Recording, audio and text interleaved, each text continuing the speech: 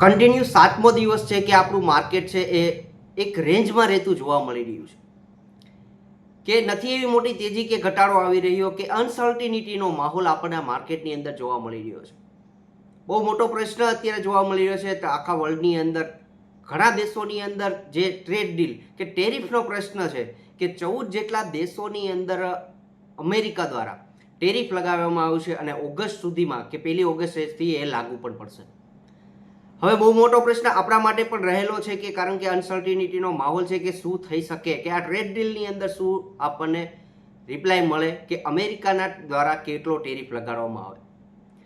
આ પ્રશ્ન અને આ સિવાય કે જે ઇન્ડિવિડ્યુઅલ સ્ટોક્સ છે કે જેની અંદર સારી એવી તેજી પણ છે, અમુક શેરોની અંદર પણ મંદી પણ છે કે ક્વાર્ટર વનના રિઝલ્ટના રિવ્યૂ પણ આપણને જોવા મળી રહ્યા છે કે એની અસર એના શેરોની અંદર આપણને જોવા મળી રહી છે.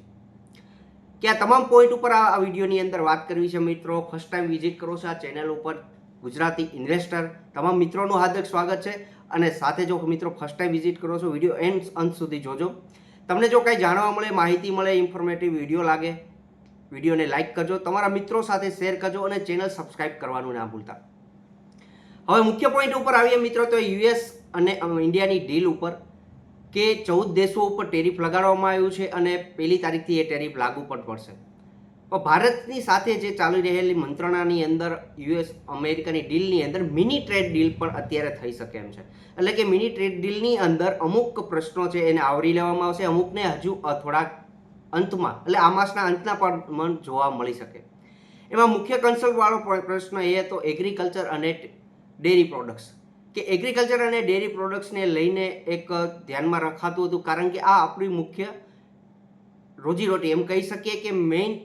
સ્ત્રોત કહી શકીએ કે ઇન્ડિયાનો તો કે એની ઉપર આધાર રહેલો છે કે લોકલ ફાર્મર છે જે એ બધા આપણા એની ઉપર નિર્ભર રહેલા છે અને ગવર્મેન્ટ માટે આ પ્રોબ્લેમનો ઇસ્યુ હતો. પણ અત્યારે જોવા મળેલા સમાચારની આધીન આપણે જોઈએ તો અત્યારે કોઈ પણ ક્ષેત્રની અંદર પ્રોપર એટલે કે એગ્રીકલ્ચર ડેરી પ્રોડક્ટ્સની અંદર આપણે ડીલ જોવા મળતી નથી. પણ આજની રાત્રે પણ એક કયા સમાચાર આપણને જોવા મળી શકે એનું ધ્યાન પણ રહેશે. આ સિવાયના જે બીજા સેક્ટર છે કે એલ્યુમિનિયમ છે, ઇન્ડસ્ટ્રીયલ ગુડ્સ છે, સ્ટીલ છે કે એની ઉપર છે નરમાઈ પણ ગવર્મેન્ટ રાખી શકે કે આ બધા અનસર્ટિનિટીના માહોલની અંદર આપણું માર્કેટ એક રેન્જમાં રહીને કામ કરી રહ્યું છે. આ સિવાય મિત્રો વાત કરીએ તો એક સેક્ટરની અંદર કે જેની અંદર પણ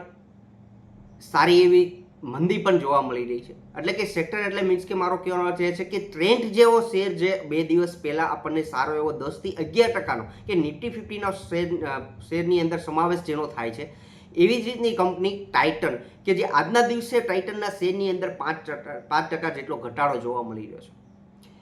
કે ક્વાર્ટર વનના ફાઇનાન્શિયલ યર 2026ના ક્વાર્ટર વનના રિઝલ્ટનું રિવ્યૂ જે જોવા મળેલું છે કે કેવા પ્રમાણનું કેવું રિઝલ્ટ એમનું રહેશે એક અનુમાન કે મેનેજમેન્ટ દ્વારા જોવા મળી રહ્યું છે કે એની અંદર નરમાઈ જેવો માહોલ જોવા મળશે કારણ કે જે રીતે ગોલ્ડનો ભાવ વધી રહ્યો છે કે એની અસર છે એના બિઝનેસના ગ્રોથને કે સેલ્સમાં જોવા મળી રહી છે. આ સિવાય કે જેનો ગ્રોથ છે એમાં ડાઉનફોલ જોવા મળી શકે છે કે એને ધ્યાનમાં લઈને આજે શેરની અંદર 5% જેટલો ઘટાડો આપણને જોવા મળી રહ્યો છે કારણ કે મે અને જૂનની અંદર જે રીતના ગોલ્ડના ભાવ વધ્યો છે એમાં સેલ્સની અસર એને જોવા મળી રહી છે. આ સિવાય શેરમાં તેજી હોય એવો શેર કયો આજે જોવા મળ્યો હતો તો કે કોટક મહિન્દ્રા બેંક કે જે સારી એવી બેંક નિફ્ટીના અલગ અલગ શેરોની અંદર પણ એને ધ્યાનમાં લઈને સારી એવી તેજી જોવા મળી રહી હતી કારણ કે લોનનો ગ્રોથ પણ સારો એવો છે અને બ્રોકરેજના વ્યૂ છે એ 2650 અને 2550નો અલગ અલગ ટાર્ગેટ પણ આપી દીધેલા છે કે આવનારા સમયની અંદર આ કંપનીની અંદર સારો એવો ગ્રોથ કે એના ક્વાર્ટર વનના રિઝલ્ટને ધ્યાનને લઈને